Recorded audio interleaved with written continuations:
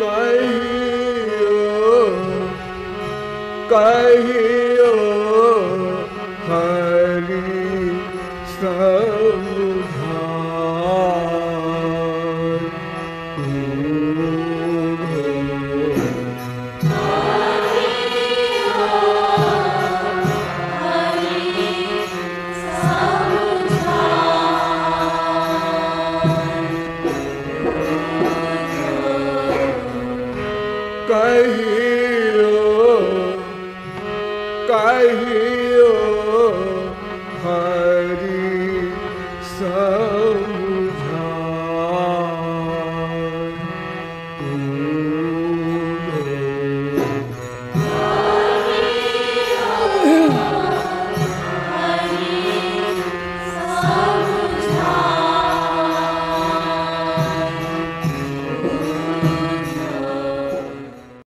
लगभग 5000 वर्ष पूर्व की बात है।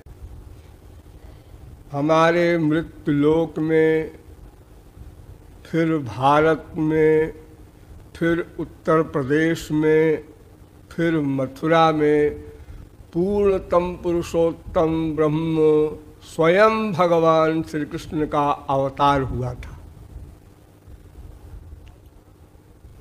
अवतार के समय अनेक कार्य किए जाते हैं।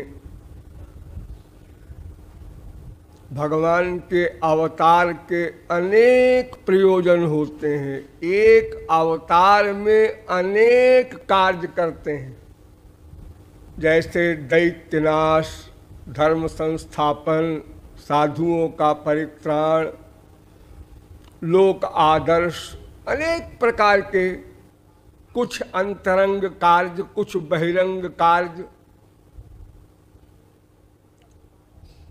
उन सब कार्यों को भगवत कृपा से ही कोई भाग्यशाली जीव अर्थात महापुरुष लोग समझ पाते हैं। तो उन्हीं कार्यों में एक कार्य यह भी था जो सदा से रहता है। वो कार्य सदा रहता है, आज भी है। क्या है? हमारे यहाँ शाब्दिक विद्वान, थ्योरेटिकल मैन, शास्त्रों वेदों का अध्ययन करते हैं, प्लस अपनी मेटीरियल इंटेलेक्चुअल पावर से, माइक बुद्धि से उन शास्त्रों वेदों का अर्थ निकालते हैं। इसलिए वास्तविक अर्थ के स्थान पर अनर्थ कर बैठते हैं। अतएव अनादिकाल से सदा ऐसा होता आया है कि उन शाब्दिक विद्वानों ने ब्रह्म के विषय में केवल इसी प्रमुख बात पर जोर दिया कि ब्रह्म अर्थात सुप्रीम पावर निर्गुण निर्विशेष निराकार ही है। वो सगुण सविशेष साकार नहीं हो सकती। शब्दों के द्वारा हम संसारी शब्दों में भी, लौकिक शब्दों में भी डेली कंफ्यूजन में पड़ा करते हैं। किसी ने किसी सेंस से कोई वाक्य कहा, कोई शब्द कहा और समझने वाले ने गलत समझ लिया, उल्टा समझ लिया। उसको कंफ्यूजन कहते हैं। संसार में भ्रम हो गया। तो फिर वेद वाणी तो ऐसी वाणी है जिसे हम चैलेंज के साथ कह सकते हैं कि केवल भगवान ही समझ सकते हैं, क्योंकि वो भगवान की वाणी है। भगवान के लेवल वाली कोई बुद्धि हो तब वेद के ज्ञान का चैलेंज कर सकती है। फिर माइक बुद्धि में भी लिमिटेड बुद्धि। तो इसलिए शब्द ज्ञान मात्र से अर्थक ज्ञान नहीं हुआ करता। परोक्षवादो वेदोयम, भागवत में कहा गया कि वेद जो है इसके शब्द कुछ और हैं, अर्थ कुछ और है। अलौकिक वाणी है। लौकिक वाणी जो होती है उसमें शब्द के भीतर ही तदनुसार अर्थ होता है, लेकिन वेद वाणी में ऐसा नहीं है। इसीलिए वेद वाणी के लिए कहा गया आचार्यमान पुरुषो ही वेदो। अगर किसी को वेद का ज्ञान प्राप्त करना है तो ब्रह्मनिष्ठ महापुरुष, वास्तविक महापुरुष के पास जाओ, वो समझाएगा वेद का सेंस क्या है। अस्तु, 5000 वर्ष पहले भी ये कंफ्यूजन हमारे देश में था, और इधर भगवान श्री कृष्ण का अवतार हो गया। अब विरोधाभास हो गया कि वे लोग तो ये कहते थे कि ब्रह्म सगुण साकार हो ही नहीं सकता, और यहाँ सगुण साकार ब्रह्म नंदलाल के रूप में अवतीर्ण हो चुका है, वसुदेव पुत्र के रूप में अवतीर्ण हो चुका है। तो उन अद्वैत ज्ञानियों के भ्रम को निकालने के लिए तत्कालीन सर्वोच्च ज्ञानी उद्धव परमहंस को चुना गया। ये ज्ञानियों के नेता थे द्वापर में। तो उद्धव को भगवान समझाते, ये संभव नहीं था। देखिए, ये समझाना जो होता है, इसमें समझाने वाले की योग्यता पर ही निर्भर नहीं करता। तुलसीदास जी ने बड़े साधारण शब्दों में कहा है कि मूरख हृदय न चेत, यदि गुरु मिलई बिरंच सम। अगर आदि जगत गुरु ब्रह्मा भी मिल जाएं तो भी ऐसे लोग हैं जिनको समझाया नहीं जा सकता, तो फिर और कोई क्या चैलेंज करेगा। ये संसार बना हुआ क्यों है? अनंत बार भगवान के अवतार हुए, अनंत संत आए, हम लोगों को मिले, हम लोग उनके पास गए, लेकिन वे लोग हमको समझा नहीं पाए। तो क्या हम ये कह दें कि उन लोगों में योग्यता नहीं थी? ऐसा नहीं। दो वस्तुओं की आवश्यकता होती है, एक जिज्ञासु भाव और एक तत्वज्ञ महापुरुष। ये दो चीजें ठीक ठीक हो, मरीज भी ठीक हो, दवा कराने को तैयार हो, और डॉक्टर भी ठीक हो, तब फिजिकल इलाज होता है। डॉक्टर टॉप का है, उसने दवा भी बता दी, अपने पास से दवा दे दी, और हमने जाके उसको फेंक दिया, नहीं प्रयोग किया। अब वो डॉक्टर क्या करेगा? कोई बहुत बड़ा प्रोफेसर हो, कोई बच्चा नहीं पढ़ता, क्या करेगा प्रोफेसर? तो उसी प्रकार जिज्ञासु को ही ज्ञान दिया जा सकता है। तो चूंकि उद्धव ज्ञानी है, तो जिज्ञासु तो पहले होता है जीव। जब ज्ञानी हो गया तो जिज्ञासा समाप्त हो गई। वो तो जिस चीज की जिज्ञासा थी वो प्राप्त कर लिया। फिर ये समझाना गुरु शिष्य भावना से युक्त होता है। उद्धव श्री कृष्ण के सखा थे, तो अपने मित्र को कोई क्या समझाएगा? कैसे समझाएगा? वो तो डांट देगा, बैठे रहो बैठे रहो। अपने जो खास लोग होते हैं उनको समझाना अत्यंत कठिन होता है। अपनी माँ को आप समझाइए, बाप को समझाइए, वे लोग नहीं समझेंगे। है हमसे पैदा हुआ है, हमें को ज्ञान देने आया है, डांट लेंगे। तो सखा को भी अधिकार है डांटने का। और फिर समझाना दो प्रकार का होता है, एक तो थ्योरेटिकल। तो थ्योरेटिकल समझाना परिपूर्ण समझाना नहीं है। असली समझाना होता है जब समझने वाले को अनुभव हो जाए। तो श्री कृष्ण ने कहा उद्धव से कुछ बहस करना तो निरर्थक है, और ये हमारे सखा हैं, इनको हम बड़ी चीज देना भी चाहते हैं, और इन्हीं के बहाने से समस्त विश्व के सामने एक उदाहरण प्रस्तुत करना चाहते हैं कि निर्गुण निर्विशेष निराकार ब्रह्म से भी परे है सगुण सविशेष साकार ब्रह्म का प्रेमानंद। लेकिन कैसे किया जाए? ये बिना गुरु के नहीं हो सकता। तद विज्ञानार्थम सा गुरुमेवाभिगच्छेत समित पाणि श्रोत्रियम ब्रह्मनिष्ठम।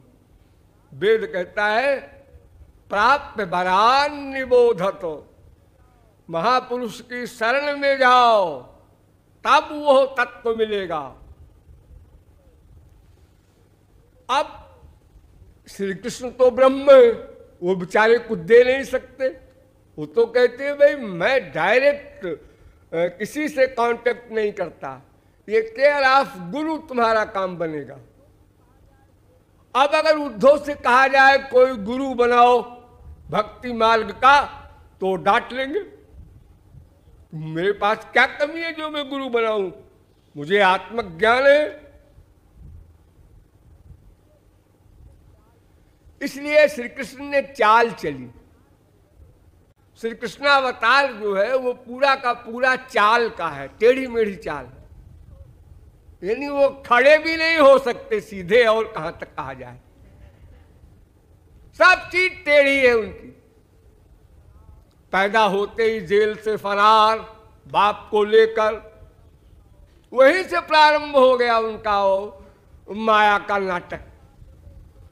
तो उद्धव से कहा देखो उद्धव ऐसा है कि वहाँ गोपियाँ हैं ब्रज में, वो बहुत प्यार करती हैं हमसे, और मैं चला आया हूँ, अब मुझे तो आना ही पड़ेगा, विश्व कल्याण के लिए मैं आया हूँ। अब मैं यहाँ से द्वारिका भी जाऊँगा, बहुत काम है मुझे। और वो बहुत दुखी हैं मेरे वियोग में। मेरी माँ भी है, बाप भी हैं, और भी तमाम गोपियाँ हैं, सखा लोग हैं। अरे वहाँ के तो वृक्ष भी मुझसे प्यार करते हैं, और किसको कहें, क्योंकि बड़े बड़े परमहंस ही वहाँ वृक्ष बन करके गए थे। तो जाओ उद्धव उनको ज्ञान दे आओ कि प्रेम मोम करना है तो सब अज्ञान है। अज्ञान तो किसी जीव को अपने लक्ष्य पर पहुंचा नहीं सकता, और ये जीवात्मा जो है वो परमात्मा ही है, तुम तो जानते ही हो उद्धव।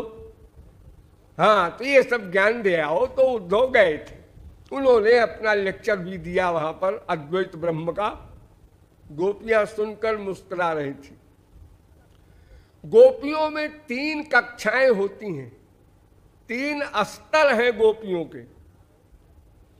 एक साधारणी रति की गोपियां, एक समंजसा रति की गोपियां, एक समर्था रति की गोपियां।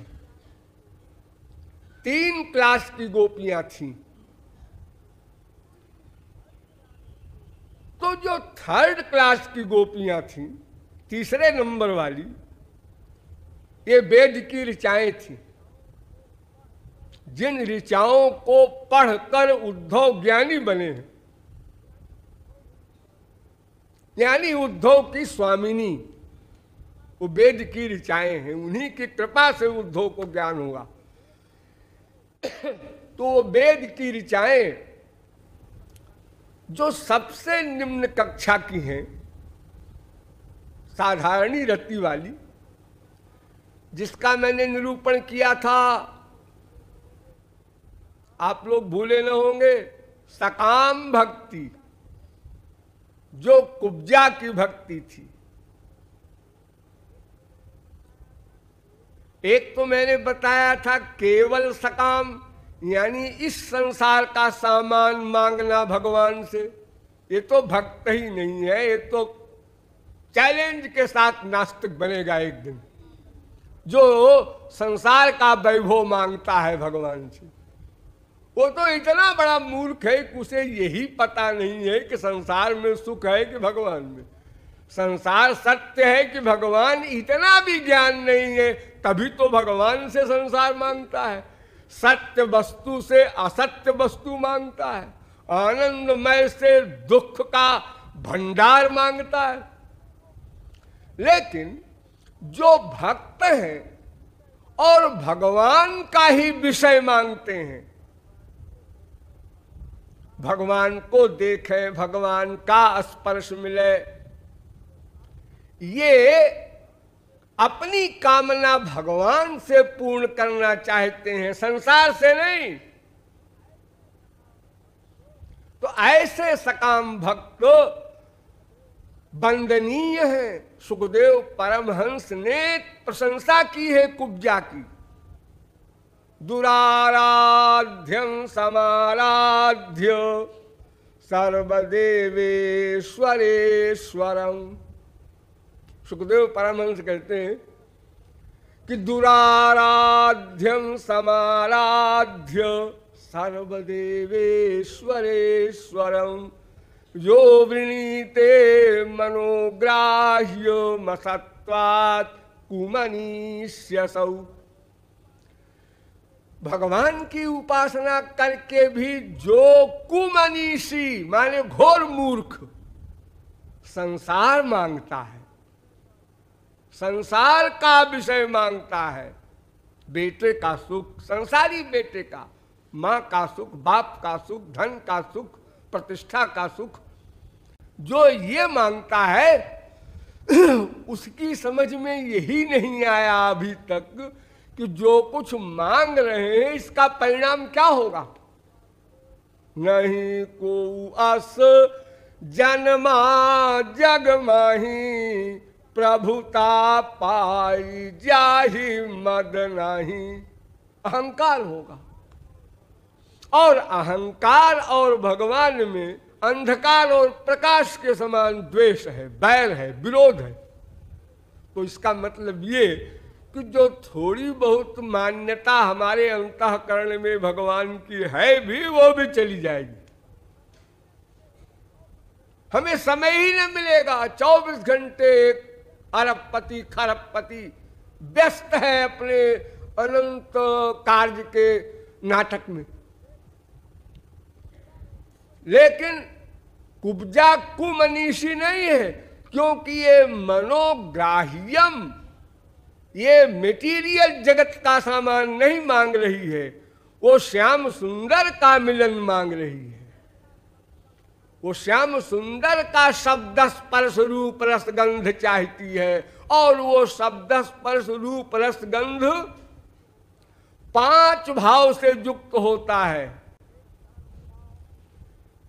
एक शांत भाव, उससे ऊंचा, जैसे होली पे आप लोग मिला करते हैं, एक दूसरे को गले लगाते हैं, वो पड़ोसी हो कोई हो, ये शांत भाव। और अपने नौकर को जब आप चिपटावें, वो दास्य भाव। अपने दोस्त को चिपटावें, ये सख्य भाव। अपने माँ बाप बेटे को चिपटावें, ये वात्सल्य भाव। अपनी श्रीमती को चिपटावें, ये माधुर्य भाव। एक से एक ऊंचा भाव है। तो माधुर्य भाव से कुब्जा ने श्री कृष्ण के विषय को चाहा, इसलिए उसके लिए सुखदेव परमहंस कहते हैं कि तासाम किम वर्ण्यते तपहा। अरे उस भाग्यशालिनी कुब्जा की मैं क्या प्रशंसा करूं, उसकी तपश्चर्या कितनी रही होगी जिसने श्याम सुंदर को पति रूप में वर्ण किया। ये साधारणी रति है।